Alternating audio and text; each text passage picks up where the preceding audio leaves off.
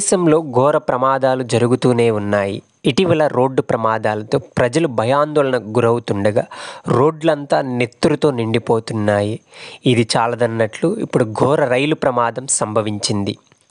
ఛత్తీస్గఢ్లోని Bilaspur railway division పరిధిలో మంగళవారం మధ్యాహ్నం 4 గంటల ప్రాంతంలో ఈ హృదయ విదారకమైన రైలు ప్రమాదం జరిగింది. ప్యాసింజర్ రైలు హౌరా వైపు వెళుతుండగా ఎదురుగా వస్తున్న గూడ్స్ రైలును ఢీకొట్టింది. ఈ ప్రమాదంలో రైలు ముందు కోచ్ పూర్తిగా ధ్వంసమైంది. అలాగే గూడ్స్ రైలు ఇంజిన్ కూడా తీవ్రంగా దెబ్బతింది. రైలు ఢీకొట్టిన తీవ్రతకు ప్యాసింజర్ ట్రైన్లోని చాలా వరకు కోచ్లు పట్టాలు తప్పాయి. దీంతో చుట్టుపక్కల ప్రాంతం మొత్తం యుద్ధభూమిగా మారిపోయింది. ఈ ఘటనలో 2 రైళ్లు కూడా తుక్కుతుక్కుగా అయ్యాయి. ఈ ప్రమాదంలో సుమారుగా 10 మంది చనిపోయినట్లు తెలుస్తుంది. గాయపడిన వారిని సమీప హాస్పిటళ్లకు తరలించారు. విషయం తెలుసుకున్న పోలీసులు సహాయక చర్యలు చేపట్టారు. ఈ ప్రమాదం ఎలా జరిగిందన్న దానిపై అధికారులు దర్యాప్తు ప్రారంభించారు.